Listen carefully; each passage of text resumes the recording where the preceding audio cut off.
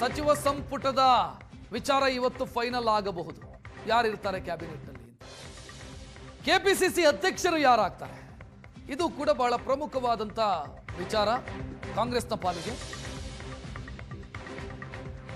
ಕಾಂಗ್ರೆಸ್ನ ಸಾರಥ್ಯ ವಹಿಸೋರು ರಾಜ್ಯದಲ್ಲಿ ಯಾರು? ಡಿ.ಕೆ. ಶಿವಕುಮಾರ್ ಅವರ ರಾಜೀನಾಮೆಯ ನಂತರ ಮೇಲ್ವರ್ಗಕ್ಕೆ ಮುಖ್ಯಮಂತ್ರಿ ಸ್ಥಾನವನ್ನು ಕೊಡಲಾಗಿದೆ. ಒಕ್ಕಲಿಗ ಸಮುದಾಯಕ್ಕೆ ಸೇರಿದವರು ಮುಖ್ಯಮಂತ್ರಿಯಾಗಿ ಪ್ರಮಾಣ ವಚನ ಸ್ವೀಕರಿಸ್ತಾ ಇದ್ದಾರೆ. ಅಹಿಂದ ವರ್ಗಕ್ಕೆ ಸೇರಿದವರು ಮುಖ್ಯಮಂತ್ರಿಯಾಗಿ ನಿರ್ಗಮನ ಆಗ್ತಾ ಇದ್ದಾರೆ. ಹಿಂದುಳಿದ ವರ್ಗಕ್ಕೆ ಸೇರಿದಂತ ಮುಖ್ಯಮಂತ್ರಿ. ಸೊ ಇದನ್ನು ಬ್ಯಾಲೆನ್ಸ್ ಮಾಡಬೇಕು ಅಂತಾದ್ರೆ ಕೆಪಿಸಿಸಿ ಅಧ್ಯಕ್ಷ ಹುದ್ದೆಯನ್ನ ಹಿಂದುಳಿದ ವರ್ಗದವರಿಗೆ ಕೊಡಬೇಕು ಅಥವಾ ದಲಿತರ ಪೈಕಿ ಪರಿಶಿಷ್ಟ ಜಾತಿ ಅಥವಾ ಪಂಗಡಕ್ಕೆ ಕೊಡಬೇಕು. ಸೊ ಇದನ್ನು ಬ್ಯಾಲೆನ್ಸ್ ಮಾಡೋದಕ್ಕೆ ಸದ್ಯ ಹೇಗೆ ಮಾಡ್ತಾರೆ ಅನ್ನುವಂಥ ಪ್ರಶ್ನೆ ಇರೋದು. ಪರಿಶಿಷ್ಟ ಪಂಗಡದ ಸತೀಶ್ ಜಾರಕಿಹೊಳಿ ಕೆಪಿಸಿಸಿ ಅಧ್ಯಕ್ಷ ಸ್ಥಾನದ ಜೊತೆಗೆ ಮಂತ್ರಿ ಸ್ಥಾನವೂ ಕೇಳ್ತಿದ್ದಾರೆ ಅನ್ನೋ ಮಾಹಿತಿ. ಒಬ್ಬ ವ್ಯಕ್ತಿಗೆ ಒಂದೇ ಹುದ್ದೆ ಅನ್ನೋ ನಿಯಮವನ್ನು ಪಾಲಿಸಿದ್ರೆ ಸತೀಶ್ ಜಾರಕಿಹೊಳಿ ಎರಡರಲ್ಲಿ ಒಂದನ್ನು ಆಯ್ಕೆ ಮಾಡಿಕೊಳ್ಬೇಕು. ಈಡಿಗ ಸಮುದಾಯದ ಬಿ.ಕೆ. ಹರಿಪ್ರಸಾದ್ ಅವರು ಆಗ್ತಾರಾ? ಪರಿಶಿಷ್ಟ ಜಾತಿಯಲ್ಲೇ ಪರಮೇಶ್ವರ್ ಅವರಿಗೆ ಮತ್ತೊಮ್ಮೆ ಅವಕಾಶನ? ತಂಗಡಗಿಯವರ ಹೆಸರು ಓಡಾಡ್ತಾ ಇದೆ. ಬೋವಿ ಸಮುದಾಯದವರು ಪರಿಶಿಷ್ಟ ಜಾತಿಯ ಮತ್ತೊಂದು ಸಮುದಾಯ, ಅವರಿಗೇನಾದರೂ ಅವಕಾಶ ಸಿಗುತ್ತಾ? ಬ್ಯಾಲೆನ್ಸ್ ಹೆಂಗ್ ಮಾಡ್ತಾರೆ ಅಂತ ಇರೋದೀಗ. ಹೆಚ್ಚಿನ ಡೀಟೇಲ್ ನೀಡೋದಕ್ಕೆ ಮಾರುತೇಶ್ ರೆಡಿ ಇದ್ದಾರೆ.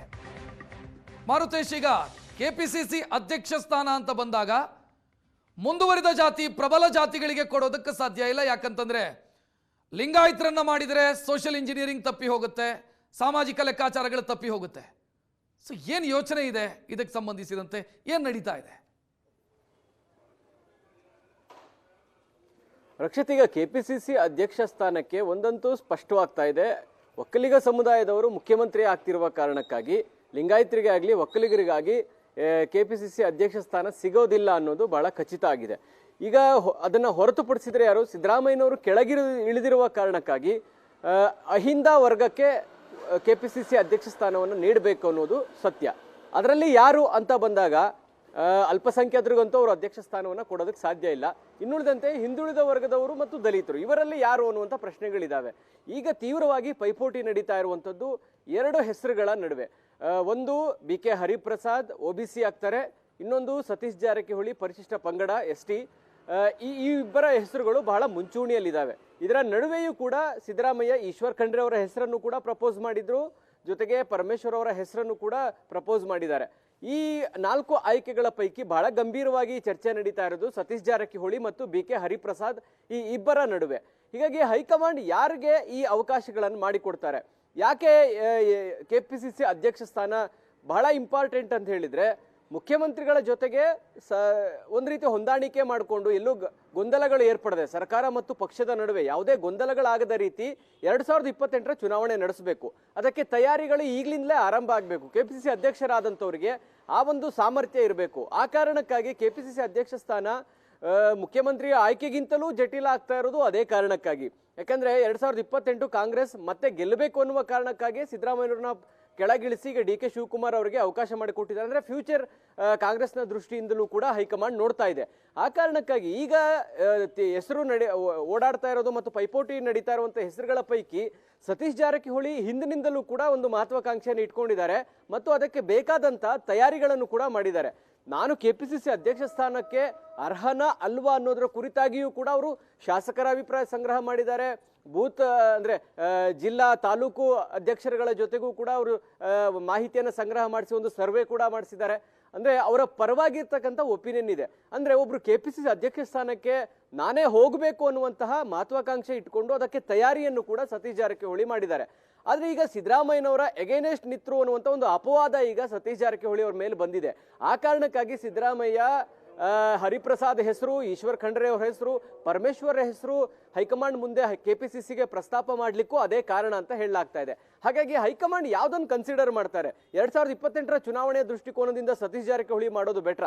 ಯಾಕಂದ್ರೆ ಸತೀಶ್ ಜಾರಕಿಹೊಳಿಗೆ ಅಹಿಂದ ಸಂಘಟನೆಯನ್ನ ಮಾಡಿರ್ತಕ್ಕಂಥ ಒಂದು ಅನುಭವ ಇದೆ. ಸಿದ್ದರಾಮಯ್ಯನವರ ಜೊತೆಗೆ JDS ಬಿಟ್ಟು ಬಂದ ಮೇಲೆ ಅವರ ಜೊತೆಗೆ ಅಹಿಂದ ಸಂಘಟನೆಯನ್ನ ಕಟ್ಟಿರುವಂತವರು ಸತೀಶ್ ಜಾರಕಿಹೊಳಿ. ಹಾಗಾಗಿ ಅವರಿಗೆ ಆದಂತ ಒಂದು ಎಕ್ಸ್ಪೀರಿಯನ್ಸ್ ಇರುವ ಕಾರಣಕ್ಕಾಗಿ ಅವರನ್ನ ಮಾಡೋದು ಸೂಕ್ತ ಅಂತ ತೀರ್ಮಾನ ತೆಗೆದುಕೊಳ್ತಾರಾ, ಅಥವಾ ಸಿದ್ದರಾಮಯ್ಯನವರ ಒಪಿನಿಯನ್ ಮೇಲೆ ನಾವು ಅದನ್ನು ವಿರೋಧಿಸಿ ಹೋಗೋದಕ್ಕೆ ಆಗೋದಿಲ್ಲ ಅಂತೇಳಿ ಸಿದ್ದರಾಮಯ್ಯನವರು ಸೂಚಿಸಿರುವಂತಹ ಹೆಸರುಗಳನ್ನ ಫೈನಲ್ ಮಾಡ್ತಾರಾ? ಇದು ಬಹಳ ಕ್ರೂಷಿಯಲ್ ಆಗಿದೆ. ಅಷ್ಟೇ ತೀವ್ರವಾದಂತಹ ಸಾಧ್ಯತೆ ಎಷ್ಟಿದೆ ಮಾರುತೇಶ್? ಯಾಕಂತಂದ್ರೆ ನಿನ್ನೆ ದೆಹಲಿಗೆ ತೆರಳಿ ಅದೇ ಒತ್ತಾಯವನ್ನ ಮಾಡ್ತಾ ಇದ್ದಾರೆ. ಯಾಕಂತಂದ್ರೆ ಹಿಂದೊಮ್ಮೆ ಸಿದ್ದರಾಮಯ್ಯ ಅವರು ಸೂಚಿಸಿದಂಥ ವ್ಯಕ್ತಿಯನ್ನ ಅಧ್ಯಕ್ಷರನ್ನಾಗಿ ಮಾಡಿ ಕಾಂಗ್ರೆಸ್ ಕೈ ಸುಟ್ಟುಕೊಂಡಿತ್ತು. ಸಿದ್ದರಾಮಯ್ಯ ಅವರು ಅಧ್ಯಕ್ಷರಾಗೋದಕ್ಕೂ ಅವರು ಸೂಚಿಸಿದಂಥ ವ್ಯಕ್ತಿ ಆಗೋದಕ್ಕೂ ಬಹಳ ವ್ಯತ್ಯಾಸ ಇದೆ. ದಿನೇಶ್ ಗುಂಡೂರಾವ್ ಅವರು ಅಧ್ಯಕ್ಷರಾಗಿದ್ದಾಗ ಕಾಂಗ್ರೆಸ್ನ ಪರಿಸ್ಥಿತಿ ಏನಾಗಿತ್ತು ನಮಗೆಲ್ಲರಿಗೂ ಕೂಡ ಗೊತ್ತಿದೆ. ಅಂತ ಸಾಧ್ಯತೆ ಇದೆಯಾ? ಗೊತ್ತಿಲ್ಲ ಹೈಕಮಾಂಡ್ ಹೇಗೆ ಯೋಚನೆ ಮಾಡ್ತಾರೆ ಅಂತ. ಯಾಕಂದ್ರೆ ಸಿದ್ದರಾಮಯ್ಯನವರ ಸಹಕಾರ ಕೂಡ 2028ರ ಚುನಾವಣೆಗೆ ಬೇಕು, ಅದು ಹೈಕಮಾಂಡ್ಗೂ ಕೂಡ ಗೊತ್ತಿದೆ. ಇನ್ನೊಂದು ಕಡೆ DK ಶಿವಕುಮಾರ್ KPCC ಅಧ್ಯಕ್ಷರಾದ ಮೇಲೆ ಬಹಳ ಸಮರ್ಥವಾಗಿ KPCCಯನ್ನು ಮುನ್ನಡೆಸಿದ್ದಾರೆ ಮತ್ತು ಸಂಘಟನೆಯನ್ನು ಕೂಡ ಅಷ್ಟೇ ಪರಿಣಾಮಕಾರಿಯಾಗಿ ಮಾಡಿದ್ರು. ಅದರ ಫಲಿತಾಂಶವನ್ನು ಕೂಡ 23ರಲ್ಲಿ ನೋಡಿದೀವಿ. ಹೀಗಾಗಿ ಹೈಕಮಾಂಡ್ ಯಾರನ್ನ ಮನವೊಲಿಸ್ತಾರೆ? ಸತೀಶ್ ಜಾರಕಿಹೊಳಿ ಅಂತೂ ಸಚಿವ ಸ್ಥಾನವನ್ನು ಬಿಡೋದಕ್ಕಾದ್ರೆ ಸಚಿವರಾಗ ಇಲ್ಲಿ ಬರೀ KPCC ಆಗೋದಕ್ಕೆ ಅವರು ಸುತಾರಾಮ್ ಒಪ್ತಾ ಇಲ್ಲ. ಕಾರಣ ಬೆಳಗಾವಿ ರಾಜಕೀಯ ಹಿಡಿತವನ್ನು ಕೂಡ ಅವರು ಬಿಡೋದಕ್ಕೆ ತಯಾರಿಲ್ಲ. ಒಂದ್ ವೇಳೆ ಅವರು ನೀವಿಲ್ಲ ಯಾವ್ದಾದ್ರು ಒಂದು ಆಯ್ಕೆ ಮಾಡ್ಕೊಳ್ಳಿ ಅಂತ ಏನಾದ್ರು ಹೇಳಿದ್ರೆ ಬಹುಶಃ ಅವ್ರು ಬೆಳಗಾವಿ ಇದೆ ಅಂದ್ರೆ ಸಚಿವ ಸ್ಥಾನ ತೆಗೆದುಕೊಂಡು ಬೆಳಗಾವಿ ಉಸ್ತುವಾರಿಯಾಗಿ ಮುಂದುವರಿಯುವಂತ ಸಾಧ್ಯತೆಗಳು ಜಾಸ್ತಿ ಇದೆ. ಅವರು ಎರಡನ್ನೂ ಕೂಡ ಡಿಮಾಂಡ್ ಮಾಡ್ತಾ ಇರೋದ್ರಿಂದ ಹೈಕಮಾಂಡ್ ಅವರ ಮನವೊಲಿಸುತ್ತಾ ಅಥವಾ ಸಿದ್ದರಾಮಯ್ಯನವರಿಗೆ ಮನವೊಲಿಸುವಂತ ಪ್ರಯತ್ನವನ್ನ ಮಾಡ್ತಾರೋ ಗೊತ್ತಿಲ್ಲ. ಯಾಕಂದ್ರೆ ಅಧ್ಯಕ್ಷರು ಈಗ ಒಂದು ಹೆಜ್ಜೆ ಮುಂದೆ ಹೋಗಬೇಕಾಗಿದೆ. DK ಶಿವಕುಮಾರ್ಗಿಂತಲೂ ಒಂದು ಹೆಜ್ಜೆ ಹೆಚ್ಚು ಕೆಲಸ ಮಾಡಬೇಕಾದಂತ ಪರಿಸ್ಥಿತಿ ಇದೆ. ಸಹಜವಾಗಿ ಸರ್ಕಾರ ಅಂದಾಗ ಆಂಟಿ ಇನ್ಕಂಬೆನ್ಸಿ ಇರುತ್ತೆ. ಇದನ್ನ ಮೀರಿ ಚುನಾವಣೆ ನಡೆಸೋದು ಕೂಡ ದೊಡ್ಡ ಸವಾಲಾಗಿರುತ್ತೆ. ಇಂಥ ಸಂದರ್ಭದಲ್ಲಿ ಯಾರೋ ಸೂಚಿಸಿರುವಂಥವ್ರು ಅಂದ್ರೆ ಸಿದ್ದರಾಮಯ್ಯನವರು ಸೂಚಿಸಿದಂಥ ವ್ಯಕ್ತಿಗ ಕಾರಣಕ್ಕಾಗಿ ಅವಕಾಶ ಮಾಡಿಕೊಡ್ತಾರಾ ಅಥವಾ ಅದರ ಅರ್ಹತೆಯನ್ನ ಗಮನಿಸಿ ಹೈಕಮಾಂಡ್ ಅವಕಾಶ ಮಾಡಿಕೊಡ್ತಾರಾ? ಇದೇ ಇರೋದು ಪ್ರಶ್ನೆ. ಈ ಹಿಂದೆ ದಿನೇಶ್ ಗುಂಡೂರಾವ್ ಹೆಸರು ಕೂಡ ನೀವು ಪ್ರಸ್ತಾಪ ಮಾಡಿದ್ರಿ. ದಿನೇಶ್ ಗುಂಡೂರಾವ್ KPCC ಅಧ್ಯಕ್ಷರಾದಾಗ ಅಂತ ಯಾವುದೇ ಗ್ರೋತ್ ಕೂಡ ಕಾಣಲಿಲ್ಲ, ಯಶಸ್ಸು ಕೂಡ ಸಿಗಲಿಲ್ಲ. ಹಾಗಾಗಿ ಹೈಕಮಾಂಡ್ಗೂ ಕೂಡ ಇಂಥ ಒಂದು ಉದಾಹರಣೆಗಳಿದಾವೆ. ಪರಮೇಶ್ವರರ ಹೆಸರು ಕೂಡ ಮುನ್ನೆಲೆಗೆ ಬಂದಿದೆ. ಅವರಿಗೆ 8 ವರ್ಷ KPCC ಅಧ್ಯಕ್ಷರಾಗಿ ನಿಭಾಯಿಸಿರುವಂತ ಅನುಭವ ಇದೆ. ಅವರ ಅಧ್ಯಕ್ಷತೆಯಲ್ಲೇ 2013ರಲ್ಲಿ ಚುನಾವಣೆ ಅಂದ್ರೆ ಕಾಂಗ್ರೆಸ್ ಸರ್ಕಾರ ಬರೋದಕ್ಕೂ ಕೂಡ ಕಾರಣ ಆಯಿತು. ಹೀಗಾಗಿ ಅವರ ಹೆಸರು ಇದೆ. ಆದ್ರೆ ಪರಮೇಶ್ವರ್ ಆ ಆಸಕ್ತಿಯನ್ನ ಹೊಂದಿದಾರಾ ಗೊತ್ತಿಲ್ಲ. ಸಿದ್ದರಾಮಯ್ಯ ಹೆಸರನ್ನ ಪ್ರಪೋಸ್ ಮಾಡ್ತಾ ಇದ್ದಾರೆ ಅನ್ನೋದು ಅಷ್ಟೇ ಸತ್ಯ. ಆದ್ರೆ ಪರಮೇಶ್ವರ್ ಮನಸ್ಸಿನಲ್ಲಿ KPCC ಅಧ್ಯಕ್ಷರಾಗಬೇಕು ಅನ್ನೋದು ಇದೆಯಾ ಇಲ್ವಾ ಅನ್ನೋದು ಬಹಿರಂಗವಾಗಿ ಅವರು ಹೇಳ್ತಾ ಇಲ್ಲ. ಹೀಗಾಗಿ ಹೈಕಮಾಂಡ್ಗೆ KPCC ಅಧ್ಯಕ್ಷ ಸ್ಥಾನ ಆಯ್ಕೆ ಮಾಡೋದು ಮತ್ತು ಯಾರನ್ನ ಮಾಡಬೇಕು ಅನ್ನೋದು ಒಂದು ದೊಡ್ಡ ಸವಾಲಂತೂ ನಿಶ್ಚಿತವಾಗಿಯೂ ಇದೆ. ರಕ್ಷತ್, ಥ್ಯಾಂಕ್ ಯು ಮಾರುತೇಶ್ ಮಾಹಿತಿಗೆ.